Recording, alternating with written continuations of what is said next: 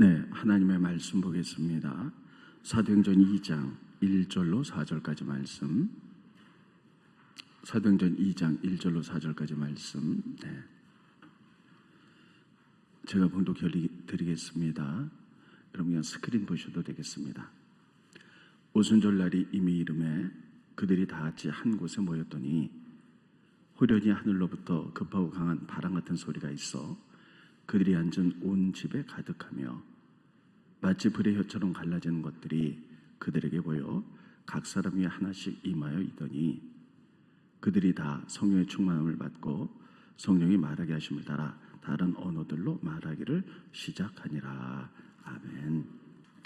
푸른 뜻, 높은 뜻 푸른 교회 선임 목사이신 이병호 목사님 나오셔서 성령에 대해서 말씀을 드릴 텐데, 여러분 저에게 참 많이 오셨어요. 많이 익숙하지만 오늘도 좋은 강의 하실 줄로 믿고 나오실 때 우리 선들 할렐루야로 맡겼습니다. 목사님 나오십니다. 할렐루야.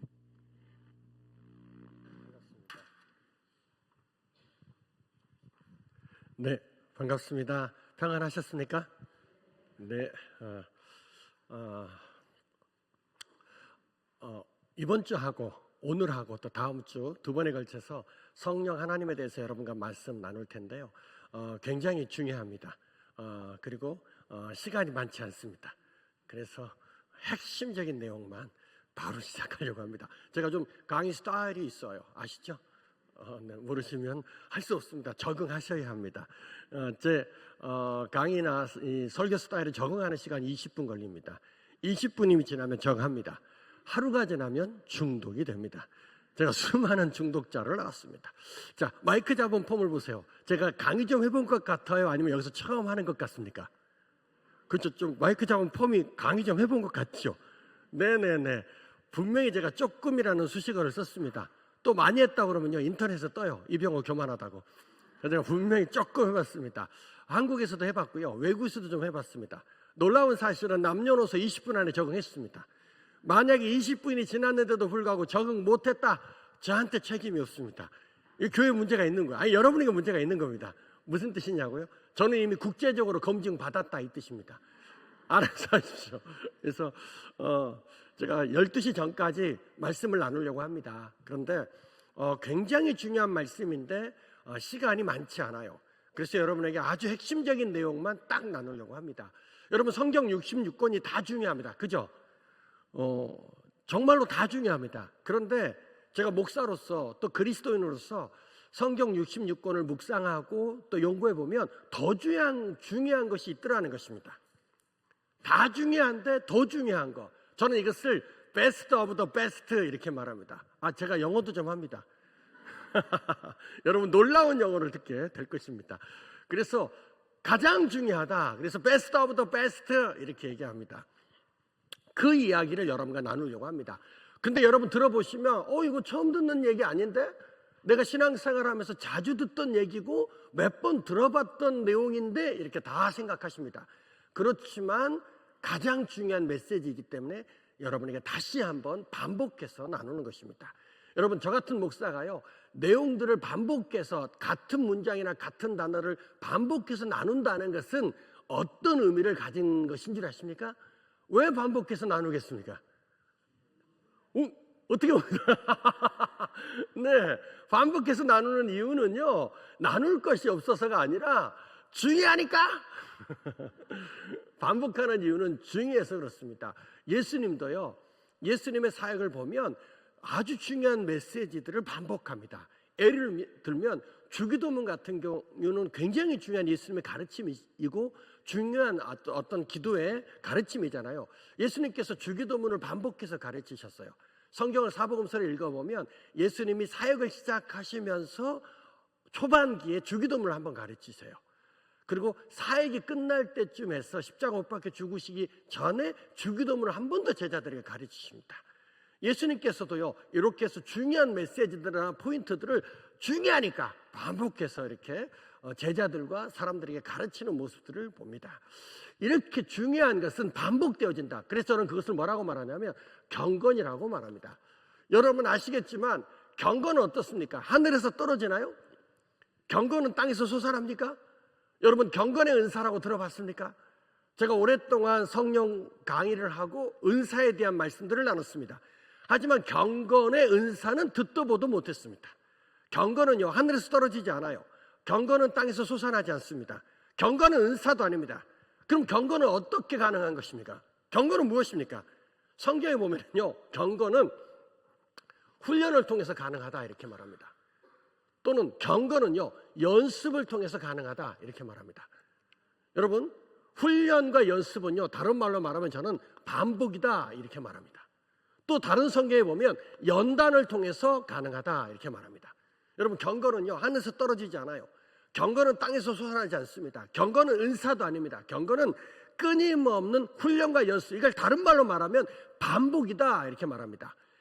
그리고 연단을 통해서 경건이 일어나는 것입니다. 그래서 우리가 하나님의 말씀을 반복해서 읽고 하나님의 말씀을 반복해서 묵상하고 듣고 반복해서 예배하고 반복해서 기도 모임에 참여하고 반복해서 헌신하고 봉사하는 이런 일들에 대해서 여러분 지루하게 생각하지 마십시오. 왜냐하면 경건은 훈련이고 연습이고 반복을 통해서 우리 안에 세워지는 것이다 라는 것을 꼭 기억하시고, 여러분 이런 예배가 반복되어질 때 이것을 또 예배해, 지난주에 했는데 내가 또 해야 되나 이런 생각하지 마시고 이걸 여러분 경건의 연습이라 생각하십시오. 여러분 경건의 연습은요 유익한 것이라고 성경은 이야기하고 있습니다.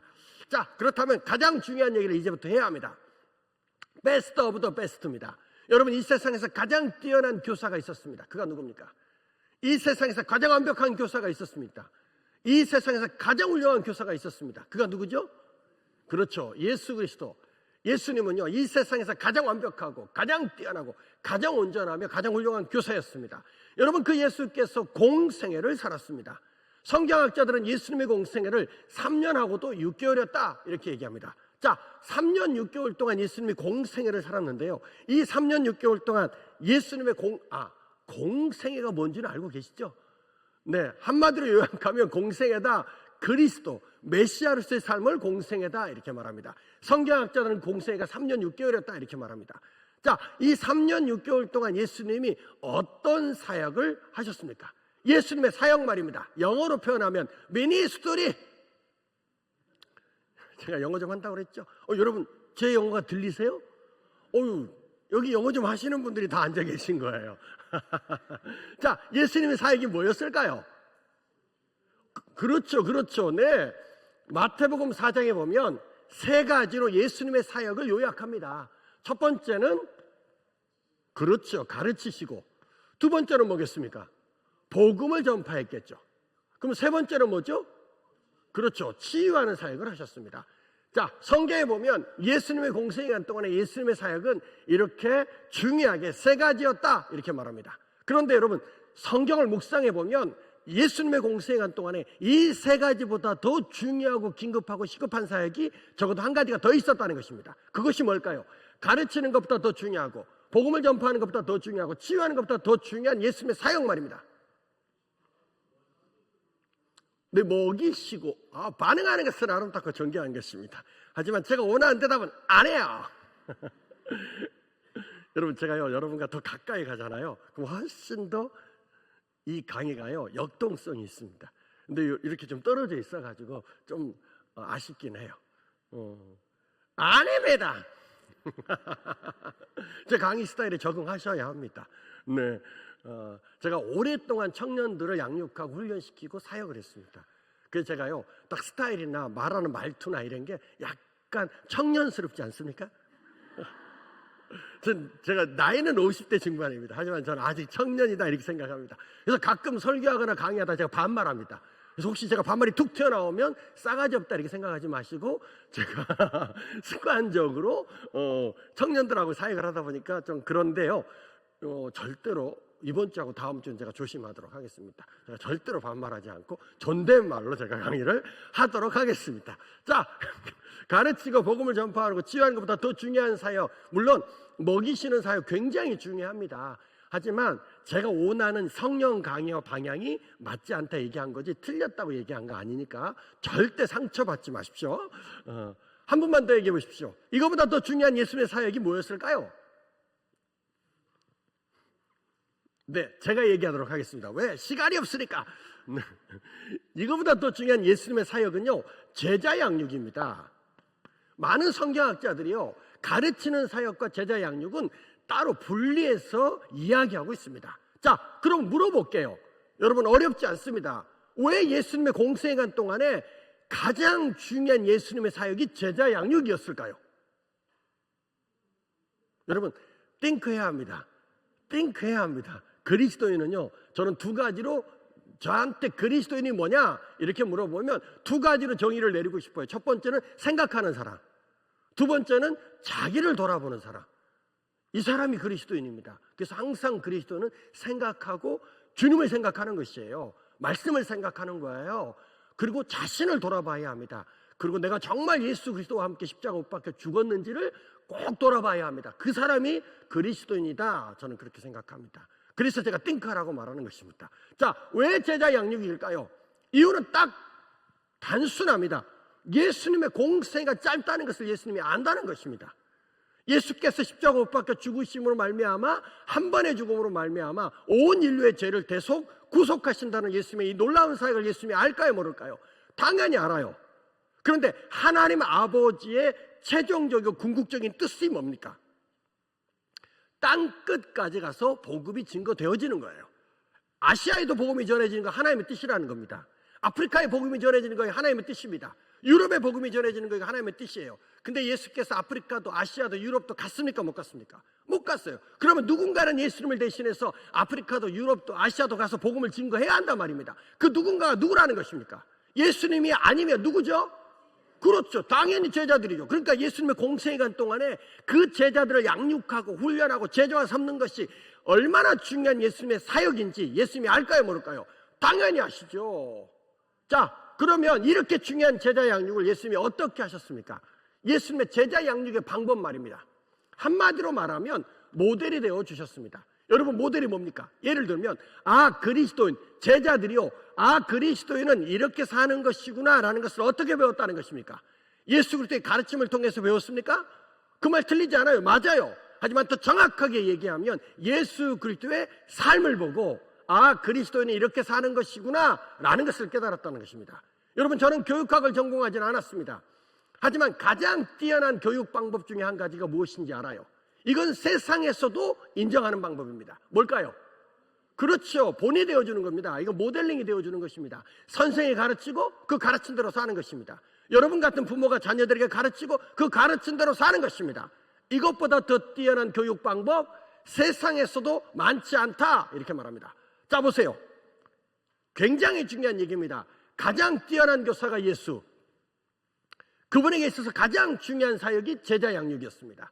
그 제자 양육을 예수님이 어떻게 했습니까? 나름 가장 완벽한 방법으로 했다, 이 뜻입니다. 자, 그런데 이렇게 뛰어난 교사로부터 이렇게 완벽한 방법으로 제자들 훈련받고 양육받았지만 결정적인 순간 제자들의 모습과 행동과 태도는 어떠했습니까?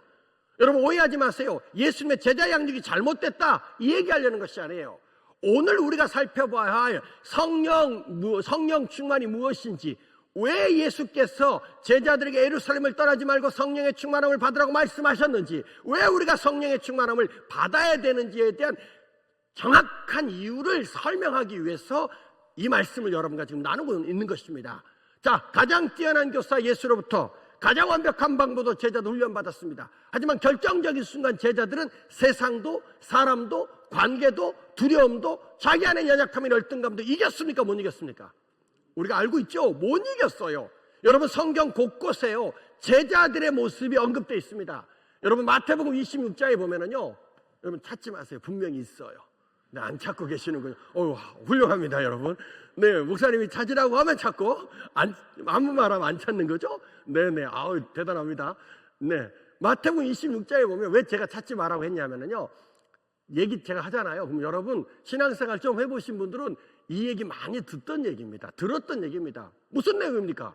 예수님께서 잡히시던 날 밤 이야기 말입니다. 신앙생활 좀 해보신 분들은 이미 다 알고 있죠?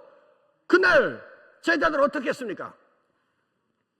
한결같이 예수님을 배신하고 다 도망갔습니다. 그런데 제자들이 예수님께 뭐라고 말했습니까? 내가 주와 함께 고난받고 핍박도 받고 환난 받는 자리에 자기가 있겠다고 말했어요. 그렇죠. 막상 고난이 오고 환난이 오고 핍박이 오고 두려움이 오고 문제가 생기고 어려움이 생기니까 제자들 그 고난도 환난도 핍박도 문제도 두려움도 이겼습니까? 못 이겼습니까? 못 이겼어요. 이게 누굽니까? 이들의 누굽니까? 가장 뛰어난 교사로부터 가장 완벽한 방법을 훈련받은 제자들의 모습입니다. 마태복음 26장에 보면 베드로 이야기 나옵니다. 우리가 너무나 많이 들었어요. 베드로가 뭐라고 말했습니까? 고난받는 수준 아니야. 나는 주님 고난받는 수준 아닙니다. 주님과 함께 죽을 것입니다 라고 죽음을 얘기했습니다. 그렇죠. 막상 고난이 오고 환난이 오고 핍박이 오고 두려움이 오니까 베드로가 어떻게 행동했습니까? 맹세하고 저주하며 3번 완벽하게 예수님을 배신하는 장면이 나옵니다. 자, 마태복음 26장에 보면은요, 제자들의 모습이 나오는데요. 그들은 한결같이 연약하고 한결같이 두려움으로 가득한 그들의 모습입니다. 이 모습이 바로 가장 완벽한 교사로부터 가장 완벽한 방법을 훈련받은 제자들의 모습입니다. 자, 그렇다면 이 모습은 누구의 모습입니까? 그렇죠. 오늘날 한국교회, 더 정확하게 얘기하면 여러분과 나, 우리 이야기 하고 있는 것입니다. 여러분, 제자들의 모습을 또 봐야 합니다. 누가복음 24장에 보면 엠마오로 내려가는 2명의 제자가 그 엠마오 길에서 누구를 만납니까? 그렇죠.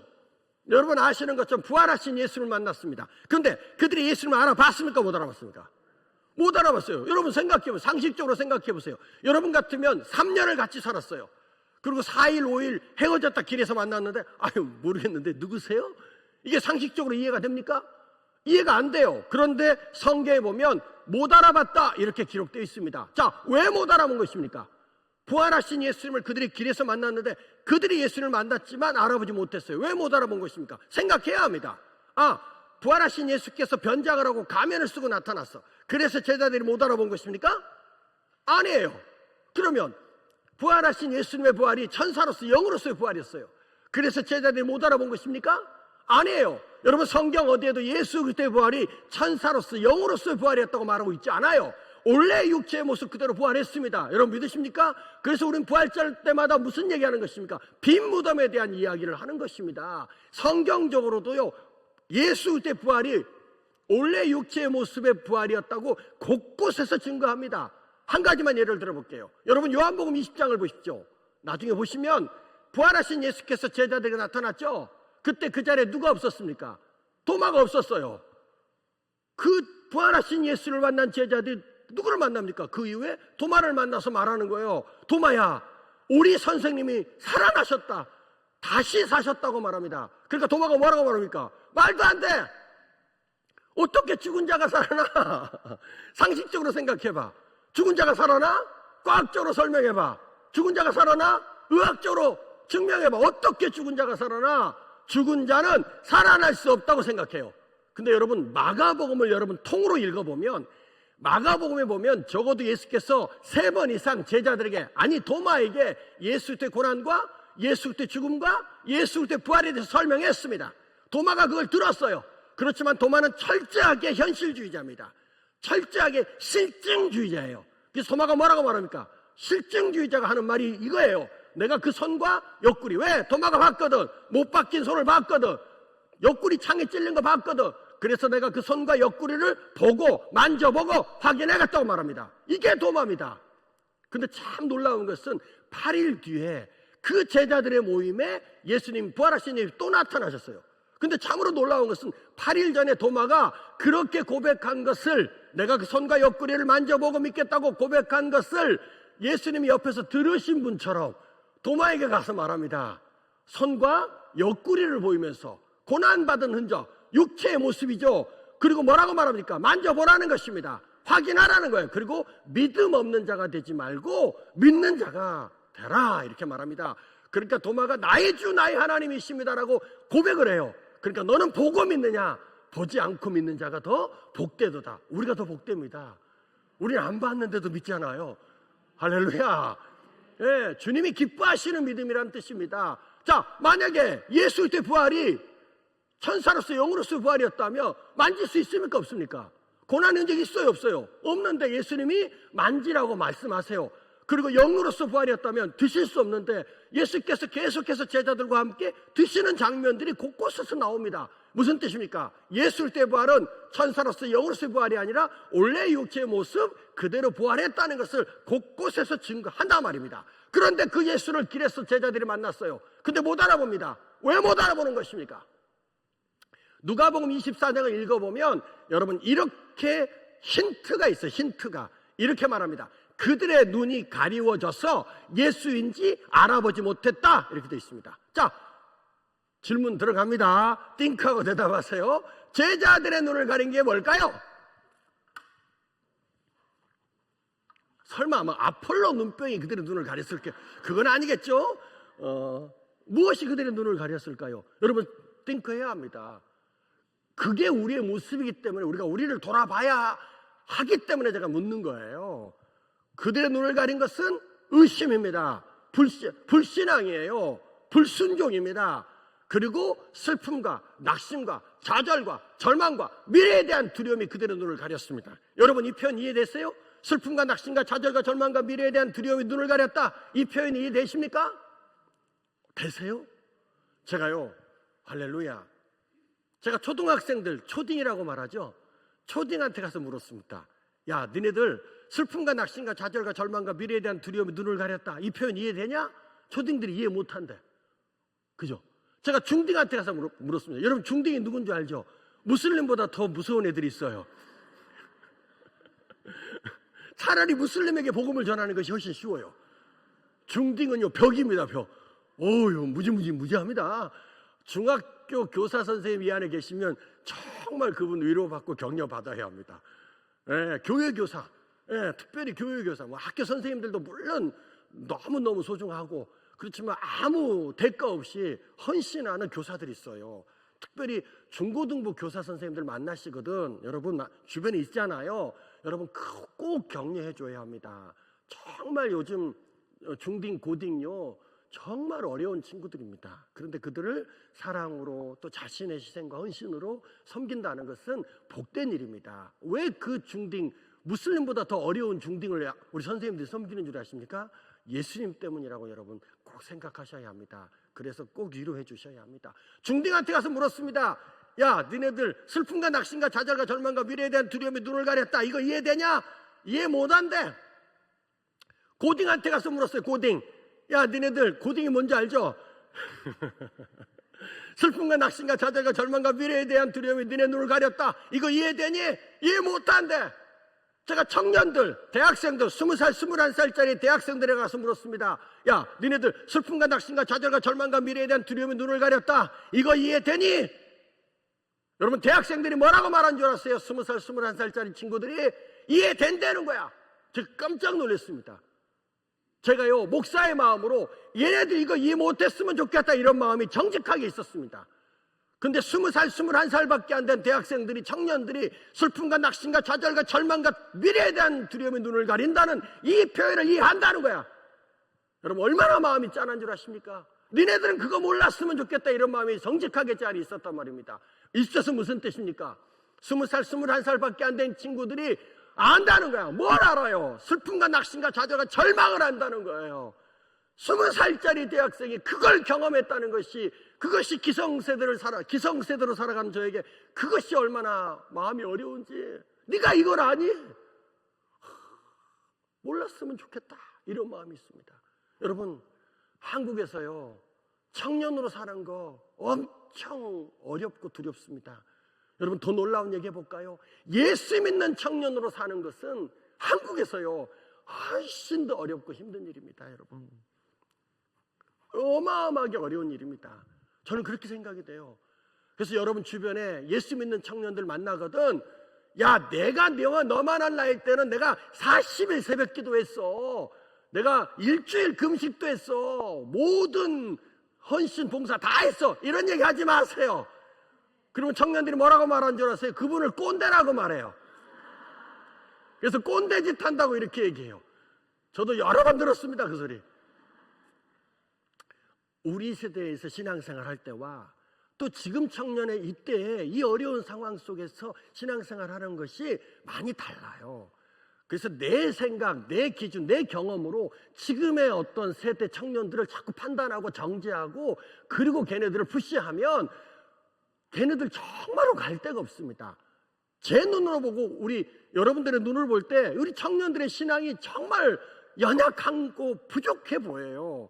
그래도 그 친구들 그 믿음 지키느라고 정말 엄청난 에너지를 쓰고 있고 헌신을 하고 있다는 것을 꼭 여러분 기억하시고, 여러분의 생각과 판단으로 여러분의 자녀들을 자꾸 책망하거나 믿음 없다고 판단하지 마시고 그 청년들 꼭 붙드시고, 너 이렇게 힘들어도 너 알아, 너 그래도 끝까지 예수 붙들어야 된다, 너 방황하는 거 내가 알아, 네가 바깥에 나가서 이런 짓 저런 짓 하는 것도 내가 알아, 여러분 자녀들일 수 있어요. 그렇지만 너 끝까지 예수 붙들어야 된다, 너 끝까지 예수님께 그래도 주일날 나와야 돼, 그러면서 여러분 격려해야 합니다. 이렇게 믿으려면 믿지 마, 이런 얘기하면 안 돼요.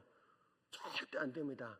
지금 한국에서요, 예수 믿는 청년으로 사는 것이 굉장히 중하고 어렵다는 것을 우리가 꼭 기억하시고, 우리 교회에 그런 청년들이 있잖아요. 여러분 밑에 나가면 청년들이 있잖아요. 그럼 꼭 한마디라도 더 지금은 격려와 위로가 필요하다는 것을 꼭 기억해 주셔야 합니다. 할렐루야, 꼭 그렇게 하셔야 합니다. 네, 청년들이 안 돼요. 제가 권사님 집사님들, 여러분 같은 권사님 집사님들한테 가서 물었어요. 여러분, 슬픔과 낙심과 좌절과 절망과 미래에 대한 두려움이 눈을 가렸다, 이 표현 이해되십니까? 그랬더니 권사님들이 막 박수를 치면서 마음을 막 만지고, 나는 다 이해가 된대. 인생을 좀 살면서 살잖아요. 그러면 이걸 알아듣는 거예요. 왜? 이런 삶의 우여곡절을 겪고 있었다는 것을 의미합니다. 자, 보세요. 몇 명의 제자들은 자기의 전부를 버리고 예수를 쫓았습니다. 아니, 몇 명의 제자들은 처자식도 버리고 예수를 쫓았습니다. 왜? 예수가 하나님의 아들이고 그리스도이고 메시아인 것을 믿었기 때문에? 아니에요. 제자들이 예수님을 쫓을 때 제자들은 예수가 하나님의 아들이고 그리스도고 메시아인 것을 믿지 않아요. 아주 뛰어난 선지자 중에 한 명이라고 믿었습니다. 그래서 자기의 전부를 버리고 예수를 쫓았습니다. 왜? 그 예수를 쫓아가면 결정적인 순간 그 예수 때문에 내 인생의 획기적인 회복과 변화가 있을 거라고 생각했습니다. 근데 그 예수가 너무나 비참하고 너무나 처참하고 너무나 잔인하고 그리고 너무나 저주스럽게, 그 당시에 나무에 달려 죽는 것이 가장 큰 저주였습니다. 저주스럽게 예수가 십자가에 달려 죽어버립니다. 그리고 그 죽은 예수가 십자가에서 끌려 내려와 무덤에 묻혔고 무덤의 문이 닫혔어요. 그걸 두 눈으로 확인했습니다. 그들 안에 슬픔과 낙심과 절망과 좌절과 미래에 대한 두려움, 나 이제 어떡하지? 다시 고기 잡으러 돌아가야 하나? 그런 것들이 그들의 눈을 가렸다. 저도 이렇게 여러분과 나누고 싶습니다. 이게 누구의 모습입니까? 가장 완벽한 교사로부터 가장 완벽한 방법을 훈련받은 제자들의 모습입니다. 아니, 이 모습은 누구의 모습입니까? 오늘날 한국교회, 여러분과 나, 우리 이야기 지금 하고 있는 것입니다. 여러분, 하나만 더 해야 합니다. 여러분, 사도행전 1장 6절에 보면은요, 부활하신 예수께서요 제자들과 함께 계십니다. 40일 동안 함께 계세요. 그리고 그 예수님께서요 승천하기 위해서 어디로 가십니까? 감람산으로 가죠. 그때 제자들이 따라옵니다. 그리고 여러분 아는 것처럼 예수님이 떠나가는데 마지막 제자들의 질문이 있어요. 사도행전 1장 6절에 나옵니다. 마지막 질문이 이거예요. 선생님, 떠나시기 전에 한 가지 질문에 대답해 주세요. 이스라엘의 회복이 어느 때인지 가르쳐주고 가십시오. 자, 이 제자들의 마지막 질문은요, 그동안 3년 6개월 동안 예수님께서 가르쳤던 모든 가르침과 전혀 상관이 없는 무관한 질문이었습니다. 자, 여러분에게 질문합니다. 이제 띵크하고 대답하십시오. 3년 6개월 동안 예수님의 가르침 핵심이 뭐였습니까? 만약에 이걸 얘기하면 제가 절도할지 몰라요. 가르침 핵심.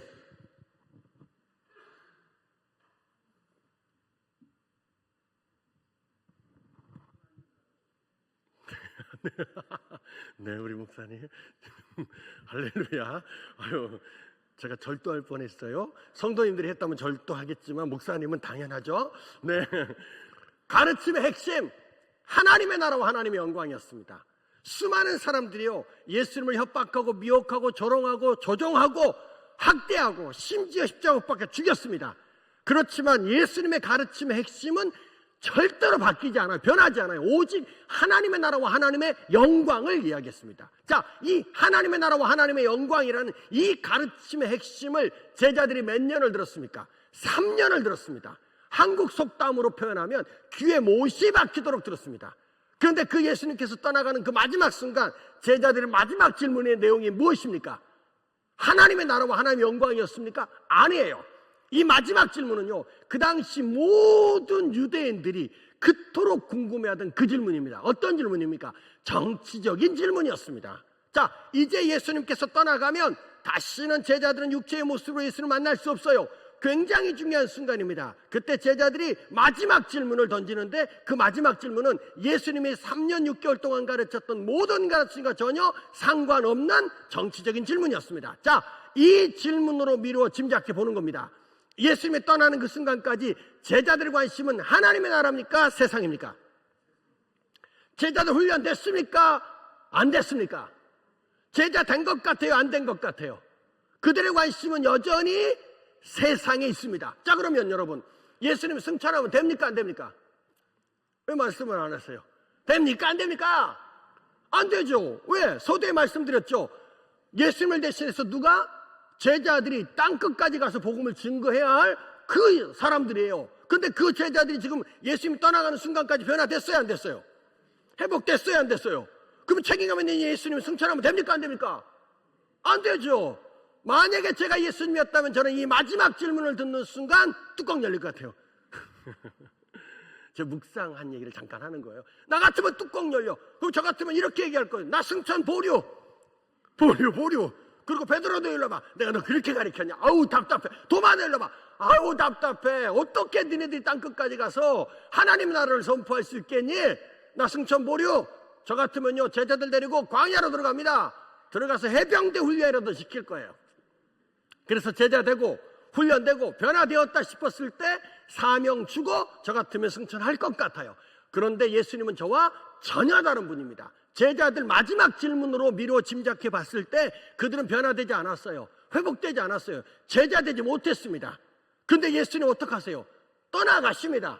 그리고 떠나가는 그 예수님을 제자들이 바라보고, 우리 다 아는 내용이죠. 그렇지만 너무 중요한 얘기입니다. 지금 어디로 돌아옵니까? 예루살렘으로 돌아와 마가의 다락방에 들어가 다락방의 문을 걸어 잠그고, 그들은 아무것도 알 수 없었습니다. 여기서 아무것도라는 것은 뭘 말하는 것입니까?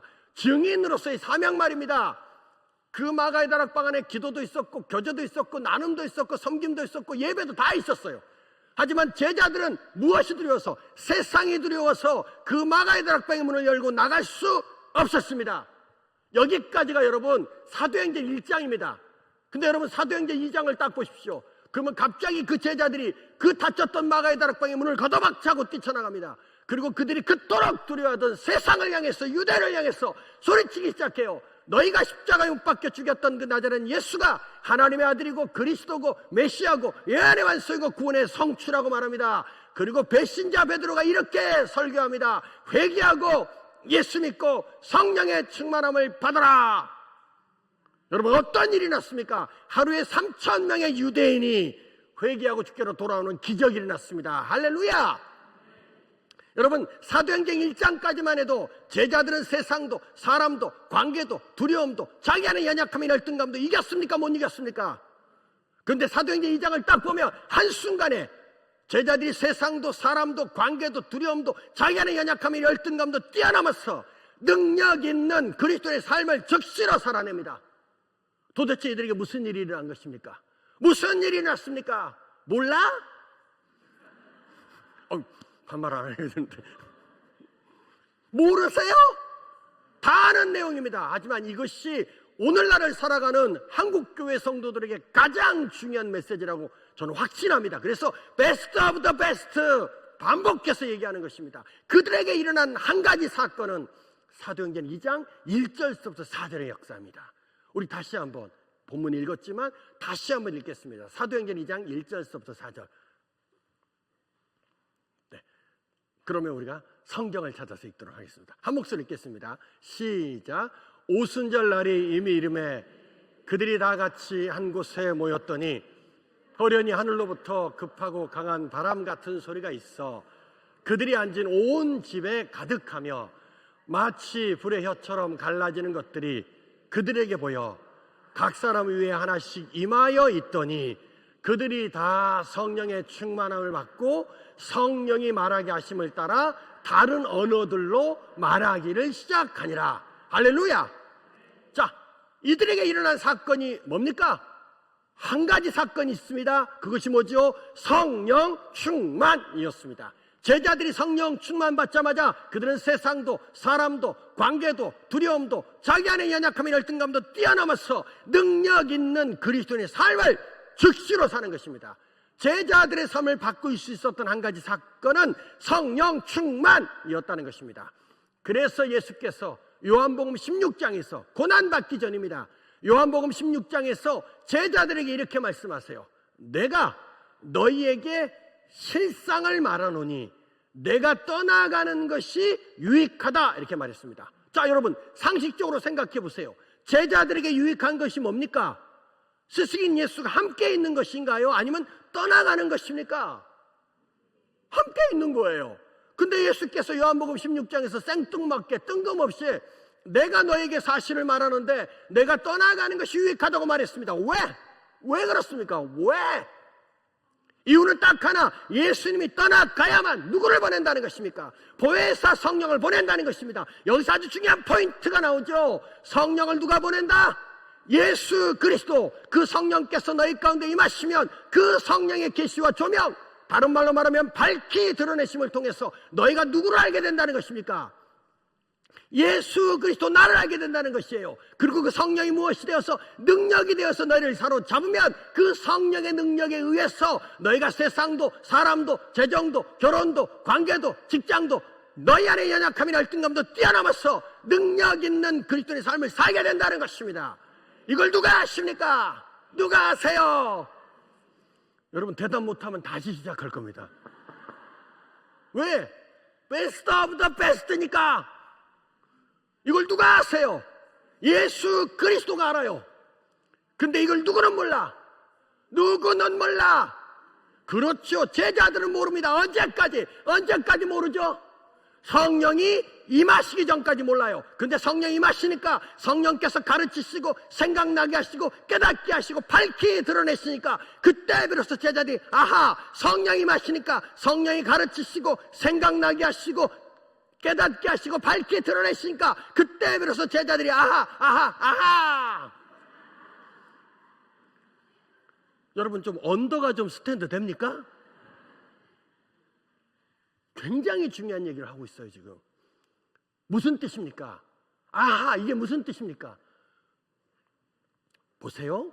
아하, 3년 전에 갈릴리에서 말씀하셨던 예수님의 그 말씀. 여러분 성령께서 가르치시고 생각나게 하시고 깨닫게 하시고 밝히 드러내세요. 이건 성령의 사역입니다. 그러니까 제자들이 아하, 3년 전에 예수님께서 말씀하셨던 그 말씀 그땐 몰랐어. 근데 성령이 임하시니까 성령께서 깨닫게 하시고 생각나게 하시고 밝히 드러내시니까 아하, 2년 전에 여리고에서 말씀하셨던 예수님의 그 말씀 그땐 몰랐어. 근데 성령이 임하시니까 그걸 깨닫는 거예요. 아하, 1년 전에 예루살렘에서 말씀하셨던 예수님의 그 말씀 그땐 몰랐어. 근데 성령이 임하시니까 성령께서 생각내게 하시고 밝히 드러내시고 깨닫게 하시니까 아하, 그리고 그 성령이 무엇이 되어서 능력이 되어서 제자들을 사로잡으니 그 성령의 능력에 의해서 제자들이 세상도 사람도 관계도 두려움도 질병도 재정도 결혼도 직장도 너희 안에 연약함이 열등감도 뛰어넘어서 능력 있는 그리스도의 삶을 즉시로 살아내는 겁니다. 이 모든 것을 이미 누가 알고 계세요? 그래서 예수께서 요한복음 16장에서 좀 시끄럽죠? 네, 전화 받으셔도 됩니다. 그래서 예수께서 요한복음 16장에서 뜬금없이 생뚱맞게 내가 너희에게 사실을 말하는데 내가 떠나가는 것이 너에게 유익하다고 말해요. 하지만 그때 제자들은 그걸 알아요, 몰라요? 요한복음 16장 그때 전혀 몰라. 그러니까 제자들이 선생님 왜 이러세요? 우리에게 유익한 것은 선생님이 우리와 함께 있는 것이지 떠나가는 게 아니에요. 선생님이 원하시면 여기다가 초막셋도 짓겠습니다. 선생님 뜬금없이 생뚱맞게 자꾸 떠난다고 말씀하지 마세요. 이렇게 제자들이 반응해요. 하지만 하나님이신 예수께서 이 모든 것을 이미 알아요. 그래서 요한복음 16장에서 내가 너희에게 실상을 말하노니 내가 떠나가는 것이 유익하다고 말해요.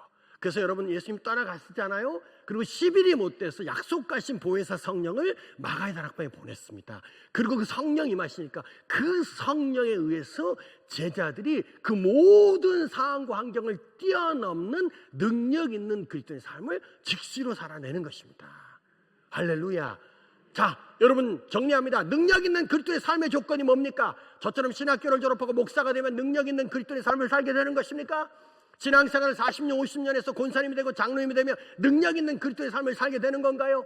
아니면 여러분처럼 성령 세미나를 수료하면 능력 있는 그리스도의 삶을 살게 되는 것입니까? 노노노노노. 성경 어디에도 능력 있는 그리스도의 삶의 조건으로 세미나를 말하고 있지 않아요. 30년, 40년 직분을 말하고 있지도 않아요. 물론 신학교를 말하고 있지도 않습니다. 능력 있는 그리스도의 삶의 조건은 오직 하나입니다. 뭘까요? 성령 충만인 것입니다. 그래서 성경을 보면 성령 충만 받으라고 명령하고 있는 것입니다. 여러분 성경을 나중에 읽어보시면 성령 충만 받으라는요 명령문으로 되어 있어요. 무슨 뜻이냐면 권면이나 부탁이나 설득이 아니라는 뜻이에요. 예를 들면 이런 것입니다. 병호야, 여기서 병호는 접니다. 성경에서 병호야 성령 충만 받아줘 이렇게 안 돼 있어요. 병호야 성령 충만 받아봐 이렇게 안 돼 있어요. 어떻게 돼 있다는 것입니까? 병호야 성령의 충만함을 받아라 명령하고 있는 것입니다. 자, 왜 하나님이 우리에게 나에게 성령 충만 받으라고 권면하거나 부탁하거나 설득하지 않고 명령하는 것입니까? 몇몇 성도들은요 성령 충만 받으라고 명령하는 이유는 하나님이 내 소중한 것을 가져가시려고, 하나님 내 소중한 것을 빼앗으려고 명령한다고 생각하는 분들이 많아요. 그래서 성령 충만 받으면 내 삶의 자유를 잃는다고 생각합니다. 제가 너무 답답해요. 성경은요 우리에게 말해요. 진리를 알지니 진리가 너희를 자유케 한다고 말합니다. 정말 우리의 자유가 어디서 오는 줄 아십니까? 여러분 통장에 있는 그 얼마가 여러분에게 자유를 줄 것 같습니까? 여러분 자신하는 그 건강이 여러분에게 자유를 줄 것 같습니까? 여러분이 그렇게 소중하게 생각하는 자녀와 직장이 여러분에게 자유를, 진정한 자유를 줄 것 같습니까? 여기 인생 좀 살아보신 분 계시잖아요. 정말 그런 세상적인 조건들이 여러분에게 참 자유를 주었습니까? 그러면 여러분 이 자리에 있을 이유가 없는 거예요. 근데 여러분 그런 세상적인 조건들이 나에게 참 자유를 주지 못한다는 것을 많은 분들이 알아요. 그잖아요. 그래서 우리가 이곳에서 예수님께 나오는 것은 그 예수가 나에게 참 자유를 주는 유일한 분인 것을 믿기 때문에 이 수요일 오전부터 여러분 연속극 안 보고 여기 나와 있는 거예요. 브런치 먹으러 안 가고 여기 나와 있는 거예요. 할렐루야. 예수 그리스도 안에 참 자유가 있습니다. 그래서 그 진리 되신 예수 그리스도가 우리를 자유케 하는 것입니다. 성령이 우리를 진정한 자유를 준단 말입니다. 근데 몇몇 분들은요 성령 충만 받으면 자기 안에 있는 자유와 자기 안에 있는 권리를 빼앗길 거라는 두려움을 갖고 있어요. 그래서 많은 젊은 청년들 또는 젊은 부부 이런 성도들이요 성령 충만을 막 등한시하거나 아니면 막 애써 부정하려고 합니다. 왜? 부담스럽거든. 아니에요. 아닙니다. 여러분 성령 충만 받으라고 명령하는 이유는 딱 하나입니다. 여러분 잘 들으셔야 합니다. 왜 성경에서 하나님 우리에게 성령 충만 받으라고 권면하거나 설득하거나 부탁하지 아니하고 명령하는 줄 아십니까? 이유는 딱 하나. 우리는 성령 충만 받지 못하면 우리가 지금도 그토록 믿고 사랑하고 의지한다고 고백하는 그 예수 누구인지 결단코 알 수 없습니다. 그리고 그 성령으로 말미암지 않고는 예수를 주로 시인할 수도 없습니다. 고린도전서 12장 3절, 로마서 8장 9절 등등등 수많은 성경에서 하나님의 영, 그리스도의 영, 예수의 영, 한마디로 말하면 다 성령을 의미합니다. 그 하나님의 영, 그리스도의 영, 예수의 영으로 성령으로 말미암지 않고는 우리 중에 누구도 예수를 주라 시인할 수 없다, 믿을 수 없다 이 뜻입니다. 그리고 그 성령이 우리 가운데 역사하고 가르쳐 주시고 깨닫게 해주지 아니하시면 우리가 그토록 사랑하는 그 예수 누구인지 알 수 없어요. 이해하시겠습니까? 이걸 성경적인 문장으로 표현하면 친밀감이다 이렇게 얘기합니다. 하나님이 왜 나와 여러분에게 성령 충만 받으라고 명령하는 줄 아십니까? 여러분의 것을 빼앗으려고요? 여러분에게 자유 주는 것이 싫어서요? 아니에요. 하나님과의 친밀감을 위해서입니다. 창세기 1장부터 시작되는 하나님이 간절히 창세기 1장부터 원하시는 그 하나님과 우리와의 친밀감 말입니다. 성령으로 말미암지 않고는 그 친밀감이 형성될 수 없어요. 그래서 하나님이 너무나 여러분과 우리가 하나님과 친밀해지기를 원하기 때문에 성령 충만받 틈을 안 주는 거예요. 권면하고 부탁하면 틈을 주잖아요. 근데 명령하는 거예요. 틈을 안 주는 것입니다. 여러분 성령 충만 받으셔서요, 하나님과의 친밀감을 회복하십시오. 그리고 성령 충만 받으셔서요, 능력 있는 그리스도의 삶을 살아내십시오. 능력 있는 그리스도의 삶은 뭐 선교사 되라, 뭐 목사님 되라, 이게 얘기 아닙니다. 여러분이 어느 영역, 어느 위치에 있든지 빛과 소금으로서의 삶을 살아내는 것, 그것이 능력 있는 그리스도의 삶이고, 그것은 여러분의 열정으로 안 돼요. 여러분의 힘, 여러분이 가진 것으로 안 돼요. 우리 해봤잖아요.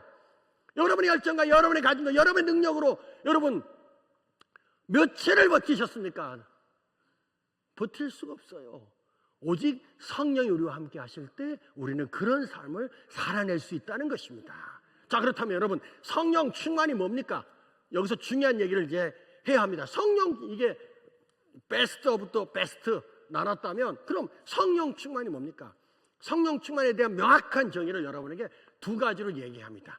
여러분 시중에 나가면요, 성령이라는 주제의 책들이 참 많습니다. 그 책들을 보면 너무너무 좋은 내용들이 많아요. 근데 거기에 보면 어떤 목사님은 17가지, 어떤 목사님은 15가지 이렇게 설명해놨어요. 성령 충만이란 이렇게 설명해놨어요. 그러니까 그걸 다 제가 여기서 지금 설명하려고 하면 우리는 한 3일을 집에 안 가고 여기서 김밥 주문해 먹어가면서 그걸 봐야 합니다. 그러면 여러분이 굉장히 시험에 들잖아요, 그죠? 그래서 책에 있는 내용 안 하려고 합니다. 혹시라도 궁금하신 분들은 시중에 나가시면 그런 성령이라는 주제의 책들이 많아요. 그런 책들을 조금 참고하시고요. 책에 없는 내용 2가지만, 제가 하고 싶은 거 2가지만 여러분께 나누려고 합니다. 성령 충만이 뭐냐? 첫 번째는요, 성령이 나를 온전히 완전히 지배합니다. 그래서 저는 이것을요 그냥 간단하게 성령의 지배 이렇게 썼습니다. 한 단어로 요약하라면 지배입니다. 성령이 나를 온전히 완전히 지배합니다. 이게 성령 충만입니다. 나는 사라지고 내 안에 성령만 남는 겁니다. 이게 성령 충만이다. 그러면요, 바로 몇몇 청년들 또 이런 성도님들이요, 바로 질문 들어옵니다. 목사님, 성령이 나를 온전히 완전히 지배하고 나는 사라지고 내 안에 성령만 남습니다. 그러면 목사님, 이거는 성화 또는 거룩 완성입니까? 이렇게 물어요. 아니에요. 여러분, 성령이 나를 온전히 완전히 지배한다는 것은 성화나 완성이나 거룩을 말하는 건 아니에요. 두 번째 질문이 뭐냐면, 그럼 목사님, 성령이 나를 온전히 완전히 지배한다는 것은 이건 사명이고 부르심입니까? 이렇게 물어요. 여러분, 몇몇 분들이요, 성령 충만, 그럼 그걸 사명과 부르심으로 같이 생각해요. 아니에요. 마지막 3번째 질문이 뭐냐면, 그럼 이건 금욕주의인가요? 먹고 싶은 거 안 먹고, 하고 싶은 거 안 하고, 가고 싶은 데 안 가는 금욕주의입니까? 아니에요. 여러분, 성령 충만은 금욕주의 수준 아닙니다. 금욕주의도 아니고, 사명이나 부르심도 아니고, 그리고 거룩이나 완성, 성화도 아니에요. 그럼 이게 뭡니까? 성령이 나를 온전히 완전히 지배한다는 게 뭘까요? 감리교회죠. 여러분, 제가요, 우리 감리교회 몇몇 목사님들을 존경합니다. 그분 중에 한 분이 우리 차광일 목사님도 존경합니다. 내가 왔으니까. 근데 제가 또, 여러분, 제가요, 성결교단 목사입니다. 지금 사역은 장로교 통합직에 사는데요. 제 목사 안수는 성결교단에서 목사 안수, 기독교에 대한 성결교단. 그래서 제가 서울신대 나왔습니다. 그러니까 제가 성결교회 목사이기 때문에 감리교회랑 제가 굉장히 가까워요. 예. 그래서, 그죠? 예. 그래서, 감사합니다. 가깝다고 해주셔서 감사합니다. 왜냐하면 웨슬리안 신학이 같아요. 예, 그래서 그래요. 굉장히 가까운 거예요. 그러면 신학이 같으면 굉장히 가까운 겁니다. 근데 감리교회 우리 유기성 목사님 여러분 아시죠? 예, 그분이 제가 이제 예수전도단 간사로 있을 때 그분이 제가 이렇게 집회 장소를 못 찾아서 그때 제가 서울 전체 지역을 총괄하는 목사로 있었거든요. 서울 지부장이었는데 청년들이 막 많이 모일 때는 막 5,000명씩 모였어요. 그런 청년들이 함께 들어가서 예배할 공간이 없는 거예요. 그래서 여의도 순복음교회 강남 성전에서 오랫동안 했었어요. 근데 거기가 이제 우리가 뛰니까 무너지려고 그래요, 성전이. 그래서 우리가 더 이상 여기 있으면 안 되겠다. 또 거기서도 5년 했더니 나가라고 하더라고요. 그래서 제가 나왔는데 갈 데가 없어요. 그때 유기성 목사님 산업목자교회가 굉장히 어려운 상황 속에서 유기성 목사님이 그 교회를 담임 목사님으로 오셨더라고요. 가서 교회 건물을 보니까 무슨 굉장하더라고요. 그래가지고 제가 이거 좀 써도 되겠습니까? 그랬더니 쓰라고. 그래서 제가 막 나그네 되었을 때, 여러분 그렇잖아요. 막 굉장히 어렵고 궁핍하고 힘들고 나그네 되었는데 어떤 분이 이거 식사라도 하라고 5,000원 이렇게 딱 주면 그거 있습니까 안 있습니까? 뭐 눈물 나면서 평생 제가 그런 심정으로 그 목사님을 만났거든요. 그러니까 너무 감사하더라고요. 그분이 성령에 대한 얘기를 하셨어요. 제가 그 강의를 듣는데 유기성 목사님이 뭐라고 말했냐면 성령 충만이 뭐냐? 그분은 이렇게 말하더라고요. 온전한 순종이라고 얘기하더라고요. 그분은 온전히 순종하는 거래요. 저는 뭐라고 말했냐면 성령이 나를 온전히 지배한다 이렇게 말했어요. 그래서 제가 그냥 잠깐 묵상했어요. 성령이 나를 온전히 완전히 지배하는 거랑 유기성 목사님 온전한 순종이랑 같은 거네. 그 영어가 딱 제가 영어 좀 하잖아요. 영어가 바로 생각이 나더라고요. 이거 같은 거네. 영어로 말하면 쌤쌤이다 이렇게 말하고 알아듣네요. 여러분 영어 수준이 꽤 되는 겁니다. 지금 쌤쌤이다 같은 거예요. 그럼 이걸 그렇게 설명하지 말고 제가 이렇게 다시 한번 설명해 볼게요. 다 같이 에베소서 5장 18절 한번 보십시오. 한번 성경 한번 찾겠습니다. 에베소서 5장 18절. 여러분 찾아보시면요, 여러분이 한두 번 읽어본 듯한 내용이 나옵니다. 에베소서 5장 18절입니다. 자, 찾으셨습니까? 같이 읽습니다. 시작. 술 취하지 말라. 이는 방탕한 것이니 오직 성령의 충만함을 받으라. 자, 여러분 이제 저를 보세요. 여러분 저는요, 여러분의 과거에 관심 없습니다. 이전 것은 지나갔으니 보라 새 것이 되었도다. 우리가 그리스도 예수 안에서 새로운 피조물인 줄 믿습니다. 네. 하지만 술 취함 현상과 특징은 여러분의 입으로 꼭 들어봐야 합니다. 자, 술 취함 현상과 특징 어떤 것들이 있습니까? 제가 다 알고 왔어요, 여러분. 네네, 괜찮아. 이전 것은 지나갔으니. 자, 어떤 것들이 있어? 어떤 것들이 있죠? 그렇죠. 횡설수설하죠. 또 끝입니까? 그렇죠. 우리 요 앞에 계신 우리 자매님만 주로 하시는군요. 비틀거리시군요. 또 형제님들 얘기해 주세요. 뭐죠? 싸우고, 여기는 모르네요. 네, 욕하고, 울고, 울어. 어떤 분 막 웃어요. 그리고 어떻습니까? 아무 데서나 오줌도 싸고, 남의 집에 들어가 잠도 자고, 그리고 담대하죠. 그래서 카드로 막 술값을 막 200만 원씩 결제해요. 막 미친 거죠. 제가 고등학생들한테 물었어요. 여러분, 고딩들 술 마시면 뭐 하는 줄 아십니까? 아마 저 같은 50대 초중반 세대는 절대로 경험해보지 못한 일을 걔네들이 하고 있어요. 특별한 일은 아니더라고요. 제가 고등학생한테 물어봤습니다. 너네 술 마시면 뭐 하냐? 그랬더니 걔네들은요, 전화해요! 이러는 거야. 장시간, 1시간, 2시간씩 전화한대요. 요즘은 다 핸드폰을 갖고 있잖아요. 그리고 대부분 아이들 보면 국내 통화는 무료입니다. 그러니까 장시간 전화하는 거예요. 하지만 옛날에 무슨 핸드폰이 있었습니까? 그래서 전화해요 이런 일은 없었거든요. 고등학생들은 전화한대요.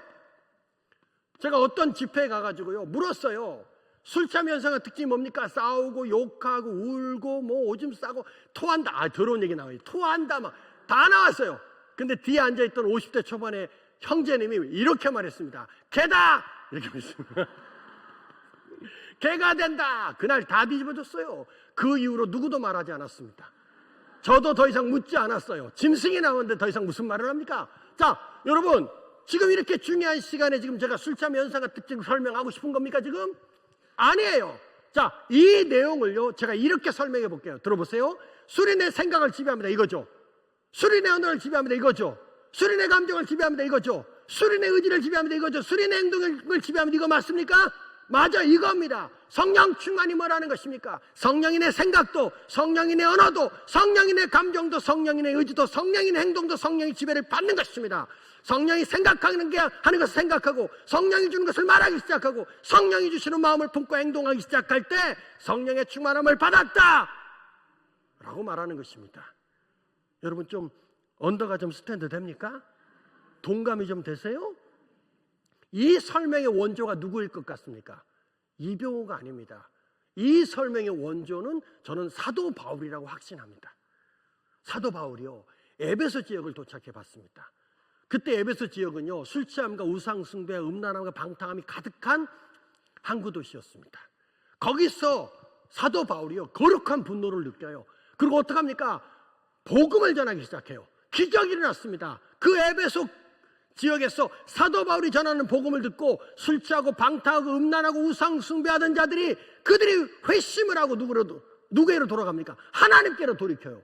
그리고 그 회심한 자들이 누구에게 모이기 시작했습니까?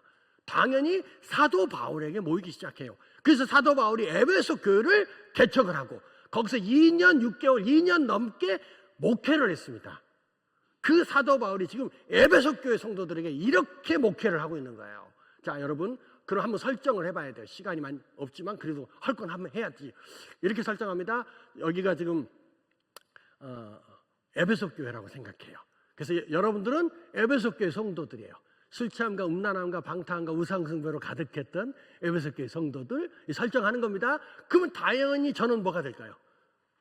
사도 바울이죠. 재미없으세요? 여러분은 음란한 것들이고 저는 이제 아주 거룩한 바울. 예를 들어 그래서 사도 바울이요 이 에베소 교회에서 이렇게 말하는 거예요. 여러분 그동안 술의 지배를 받으셨죠? 그러니까 서로 어떻게 합니까? 과거를 다 알아요. 서로 킥킥대고 웃어요. 왜? 몇 달 전만 해도 여러분 주로 어디서 만났어요? 우상 숭배하고 음란하게 술 취하는 그런 곳에서 만났거든. 몇 달 전만 이분들 다 어디서 만났습니까? 술 취하고 우상 숭배하고 음란한 짓 하는 데서 만났거든. 근데 지금 몇 달 만에 뭐가 됐어요? 성도가 돼서 교회가 됐습니다. 그러니까 여러분 사도 바울이 여러분 그동안 술의 지배를 받으셨죠? 그러니까 서로의 과거를 다 아니까 킥킥대고 너도 그래 너도 그래. 우리가 아유 몇 달 전에 진짜 우리 술 취한 술집에서 만났는데 지금 교회에서 만나네? 그리고 사도 바울이 이렇게 말해요. 더 이상 술의 지배 받지 말고 성령의 지배를 받으셔야 합니다. 이렇게 말했어요. 그러니까 술의 지배를 경험해 본 에베소 교회 성도들이 성령의 지배가 무엇인지, 성령의 충만이 무엇인지를 훨씬 더 적극적으로 이해했을 것이다. 저는 그렇게 생각합니다. 그래서 이 설명의 원조가 사도 바울이다. 이렇게 말하고 싶습니다. 그래서 저는 에베소 5장 18절을 술 취하지 말라 이는 방탕한 것이니 오직 성령의 충만함을 받아 이렇게 돼 있잖아요. 저는 그걸 이렇게 이거는 제 번역입니다. 이거 어디 가서 소문내면 안 돼요. 저는 이렇게 번역하고 싶어요. 내 번역으로는 술의 지배 받지 말고 성령의 지배를 받으십시오. 이렇게 말했구나 이렇게 생각합니다. 여러분 좀 이해가 되세요? 자 그렇다면 두 번째 얘기를 해야 합니다. 여러분 제가 12시까지는 반드시 강의를 끝내고 기도하려고 합니다. 두 번째가 뭐냐면 성령 충만 두 번째는 제가 공급이라고 얘기합니다. 요 얘기를 해드려야 합니다. 공급입니다. 성령 충만 첫 번째는 지배, 두 번째는 뭐냐? 공급인데 이것은 그냥 공급이 아니라 끊임없이 지속적으로 공급받는다 이렇게 표현합니다. 왜 이 얘기를 하냐면 성령 충만이 이례적인 사건이 아니기 때문에 그래요. 여러분 성령 충만 이례적 사건 아닙니다. 이건 지속적이고 반복적이고 계속적인 것입니다. 여러분 인정하세요? 자 여러분 신앙생활 하시면서 이례적인 사건 하면 생각나는 단어 있습니까? 여러분 신앙생활 하시면서 평생 한 번 했던 게 뭐예요? 탁 떠오르는 거 세례잖아요. 세례. 아닌가? 물어봐야겠네. 혹시 몰라요. 목사님 물어봐야 합니다. 나는 매년 1월 달마다 세례 받는다. 그런 분을 한번 들어보세요. 다행히 없어요. 만약에 손 들었다 이분은 세례가 필요한 분이 아니에요. 담임 목사님과 상담이 필요한 분이에요. 무슨 뜻입니까? 우리가 알아. 세례는 한 번이라는 것. 이걸 유례적인 사건 이렇게 표현하는 거예요. 이해되죠? 근데 성령 충만은 세례와 같은 이례적 사건이 아니라는 거예요. 지속적이고 반복적이고 계속적입니다. 어려운 내용 아닙니다. 우리가 충분히 아는 내용을 제가 지금 강조하며 반복하는 거예요. 어제 성령 충만을 위해서 기도했습니까? 오늘 기도해야 됩니까? 안 해도 됩니까? 안 해도 되는군요. 오늘 기도했어요. 내일 기도해야 됩니까? 안 해도 됩니까? 왜 그렇습니까? 그렇죠. 성령 충만은요 이례적인 사건이 아니에요. 지속적이고 반복적이고 계속적입니다. 여러분 충만이라는 이 단어를 보잖아요. 헬라어 원문을 보면 몇 가지 뜻이 있어요. 충만이라는 단어의 뜻이. 충만이라는 단어의 뜻이요 몇 가지 뜻이 있습니다. 그 중에 하나가 뭐냐면 어렵지 않아요. 채워지다라는 뜻을 가지고 있습니다. 이거 뭐가 어렵습니까? 충만의 단어의 뜻이 뭐다? 네, 무슨 뜻입니까? 빠지면 또 채워지고 빠지면 또 채워지고 빠지면 또 채워지고 이게 충만입니다. 단어 자체가 그 뜻이에요. 그러니까 보세요. 성령 충만 그럼 무슨 뜻입니까? 성령으로 채우는 거예요. 어렵지 않죠? 여러분 빌리그레 목사님 혹시 아십니까? 아는 분들은 저와 같은 9세대, 모르시는 분들은 신세대. 요즘 젊은 청년들, 젊은 부부 성도들은요 빌리그레 목사님 누군지 몰라. 그렇지만 아는 분들은 조금 연차가 된 분이죠. 자, 빌리그레임 목사님이요, 성령의 권위자이십니다. 아주 유명한 목사님이고 또 신학자이기도 하시죠. 그분이 쓰신 성령이라는 이런 두꺼운 책을요, 저도 신학교 때부터 지금까지 열심히 봤어요. 그 책에 보면 빌리그레임 목사님이 성령 충만이 무엇인지 열 몇 가지로 설명해요. 그 설명 중에 핵심이 이겁니다. 빌리그레임 목사님이 설명한 거예요. 이거 어렵지도 않아요. 이게 신학 박사의 설명입니다. 빌리그레임 목사님이 이렇게 설명했어요. 성령 충만이 뭐냐? 계곡 끝에 연결되어져 있는 저수지와 같다, 이렇게 말했습니다. 그러면서 이 저수지에서 물이 빠져나간다는 거야. 근데 이 저수지는 뭐 하지 않아? 고갈되지 않는다는 것입니다. 여러분 생각해 보세요. 물이 빠져나가면 저수지가 말라야 됩니까? 안 말라야 됩니까? 말라야 돼. 근데 마르지 않는다는 것입니다. 왜? 그렇죠. 무엇과 연결되어 있습니까? 계곡과 연결되어 있으니까 어려운 얘기 하나도 아닙니다. 지금 이거 계속해서 채워지니까 빠져나가도 뭐 하지 않는다? 마르지 않는다. 지금 빌리그레임 목사님이 무슨 얘기하는 겁니까? 농사 질 때 저수지 진짜 중요한데, 저수지는 반드시 계곡 옆에 파십시오. 저수지 위치 얘기하는 것입니까? 지금 아니에요. 한 가지를 얘기합니다. 뭡니까? 끊임없이 공급되어지는 것. 다른 말로 표현하면 끊임없이 채워지는 것. 이게 뭐라는 것입니까? 성령 충만이라는 것입니다. 여러분, 성령 충만은요, 이례적 사건 아니에요. 오늘 기도했습니까? 내일 또 기도해야 합니다. 내일 기도했어요? 내일 모레 또 기도해야 합니다. 자, 그럼 정리하는 질문들입니다. 왜 우리는 날마다 에브리데이 에브리타임 성령 충만을 위해서 간절히 기도해야만 하는 것입니까? 시끄럽죠? 이게 제 스타일이에요. 저도 가끔 제가 생각해요. 내가 왜 이러나 이런 생각해요. 이렇게 좋은 마이크를 붙들고 이렇게 악을 쓰는 제가 왜 이러는지 몰라요. 하지만 어쩔 수가 없어요. 예, 제가 정말 놀라운 하나님을 만났습니다. 예, 제 간증 제가 여기서 했는지 모르겠는데요.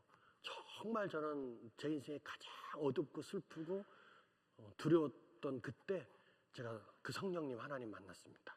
그래서 그 하나님 성령님 전할 때 아직까지도요, 30년이 넘었지만 아직까지도 소리 지르지 않고는 견딜 수 없는 마음이 있습니다. 예. 자, 무슨 얘기하다 지금 제가 이 얘기를 했죠? 여러분 따라오고 있어요? 정신 차리고 있네요. 할렐루야. 왜 날마다 에브리데이 에브리타임 성령 충만을 위해서 반복해서 기도해야만 하는 것입니까? 이유는 딱 하나. 우리는 성령 충만함을 유지할 수 없으니까. 손 들어볼까요? 나는 한번 성령 충만 받고 죽을 때까지, 주님 오실 때까지 성령 충만함을 유지할 수 있는 분 손 들어보세요. 아니, 네, 손 내리시고 손 들어. 유지할 수 있는 분. 그래서 나는 교회가 좋아. 네, 없어요. 본인이 알아요. 내가 성령 충만함을 유지할 수 없다는 것을. 이걸 누구도 압니까? 사도 바울도 알아요. 그래서 여러분 아시는 것처럼 데살로니가전서 5장 19절에 보면 사도 바울이 데살로니 교회와 성도들에게 뭐라고 가르칩니까? 그렇죠. 너희는 성령을 뭐 하지 마라? 소멸치 말라, 이렇게 말했어요. 자, 이렇게 사도 바울이 말했다는 것은 사도 바울이 한 가지를 알고 있다는 뜻입니다. 그 뭘까요?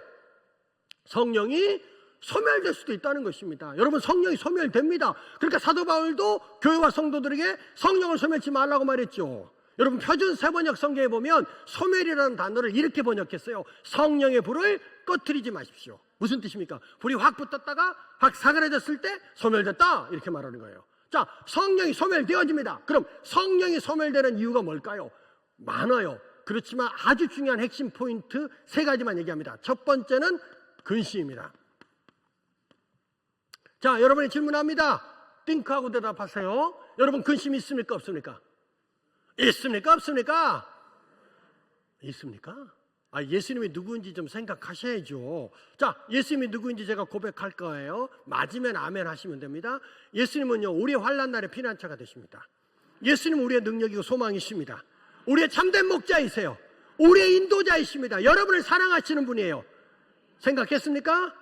좋습니다. 질문합니다. 여러분, 근심이 있습니까? 없습니까? 곳에 또 말을 바꿨습니까? 아하, 있다고 해도 제가 파놓은 함정에 빠진 거예요. 없다고 해도 제가 파놓은 함정에 빠졌습니다. 여러분, 근심이 있습니까? 없습니까? 없습니까? 있습니까? 없습니까? 있습니까? 근심이 있어요.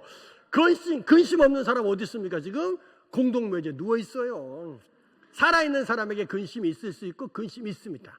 근데 이 근심이 우리 안에 있는 성령을 소멸케 하는 가장 완벽한 이유라는 것입니다.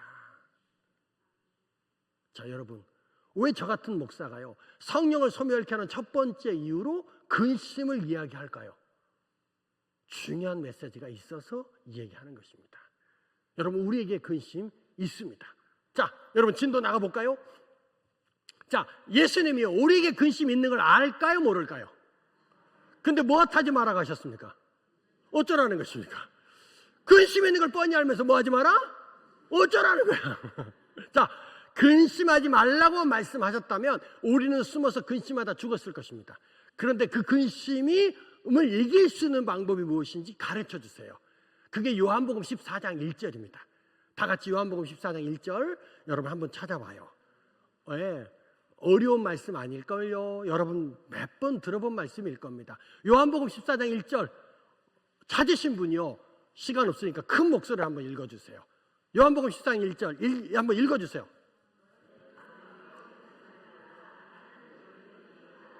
할렐루야. 어우, 여러분 몇몇 분들은 애우셨어요 벌써. 너희는 무엇하지 마라? 근심하지 마라. 이렇게 성경이 끝났으면 우리는 숨어서 근심하다 죽었을 겁니다. 근데 예수님이 근심하지 말라고 말하지 않고 이 근심을 이길 수 있는 방법을 설명하세요. 그게 뭡니까? 하나님을 믿고 예수를 믿는 것입니다. 한 단어로 요약하면 뭐죠? 믿음인 것입니다. 여러분, 여러분에게 다가오는 태산 같은 근심이 있습니까, 없습니까? 파도처럼 다가오는 근심이 있습니까, 없습니까? 어떻게 이 근심을 이길 수 있다고요? 믿음으로 이기는 것입니다. 자, 여러분 보세요. 여러분, 이만한 근심이 있습니다. 이 근심 좀 작다. 어떻게 하면 이 근심을 이길 수 있다는 것입니까? 이만한 믿음을 구하면 되지. 자, 여러분 반응하지 않았기 때문에 근심을 키우도록 하겠습니다. 여러분, 근심 좀 해본 사람 제 말 알아들어요. 근심의 특징이 뭔 줄 아세요? 가만히 놔둬도 커진다. 이게 근심입니다. 자, 근심 이만해졌습니다. 자, 근심 좀 커졌어요. 어떻게 하면 이만한 근심 이길 수 있다는 겁니까? 그렇죠. 두 분만 반응하고 있어요. 지금 이만한 믿음을 구하면 되지. 좋아. 여러분이 반응하지 않았기 때문에 근심을 더 키우도록 하겠습니다. 자, 근심으로 우리가 배부르게 생겼어요. 자, 근심 이만해졌어요. 어떻게 하면 이만한 근심 이길 수 있다는 것입니까? 그렇죠. 이만한 믿음을 구하면 되지. 여러분이 아주 입으로만 해. 나는 막 온몸으로 하는데. 좋아. 근심 더 키워. 이따만해졌습니다. 어떻게 하면 이따만한 근심이 이길 수 있다는 것입니까? 이따만한 믿음을 구하면 되지. 할렐루야. 이렇게 얘기하면 비성경적이에요. 여러분을 엄습하는 이따만한 태산 같은 근심이 있습니다. 성경은 뭐라고 말하고 있습니까? 겨자씨만한 작은 믿음을 구하라는 것입니다. 왜? 우리를 엄습하는 태산 같은 근심보다도 우리가 믿는 예수 그리스도가 훨씬 더 크고 강하고 능하고 광대하시니까 예수를 믿는 작은 믿음으로도 우리는 얼마든지 넉넉히 태산 같은 근심을 이길 수 있다 없다? 있다 없다? 이게 뭡니까? 믿음이란 말입니다. 우리가 가지고 있는 믿음이 무엇인지 여러분 인정해야 한다는 뜻이에요. 사단은 계속해서 우리 생각과 마음속에 우리의 믿음을 과소평가시킵니다.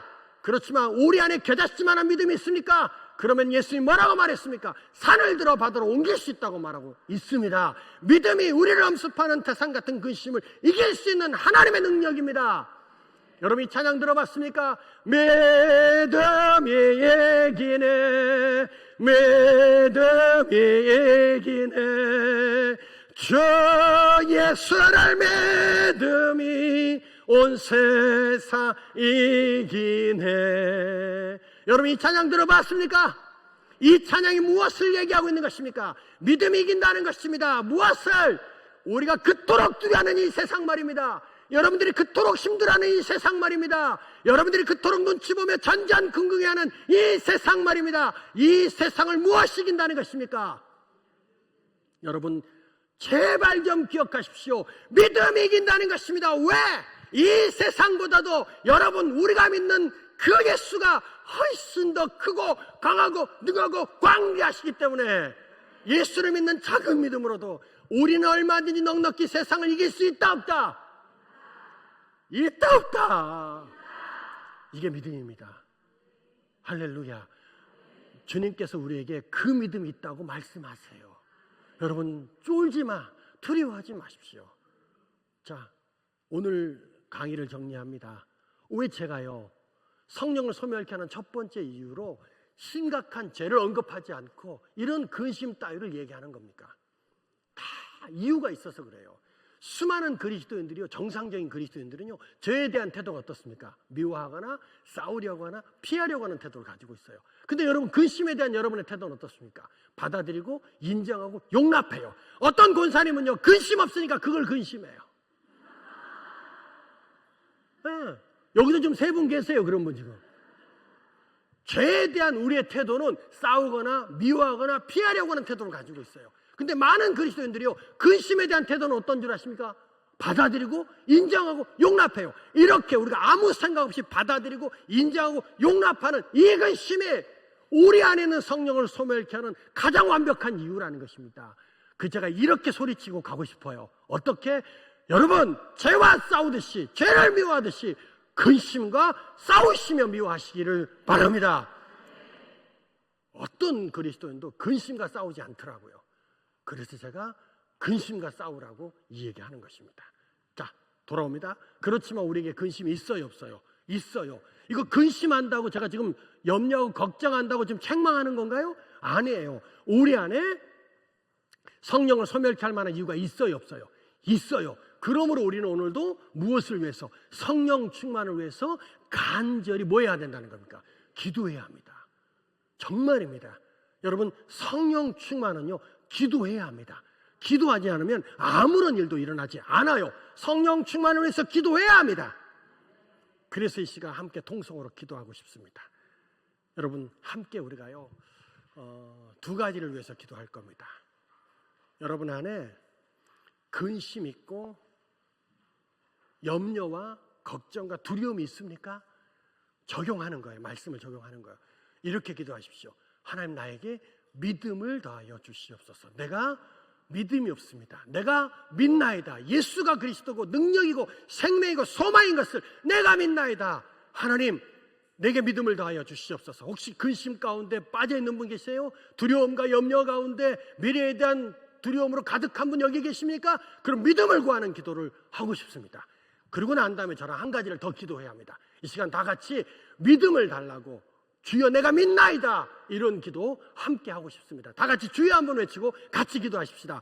주여!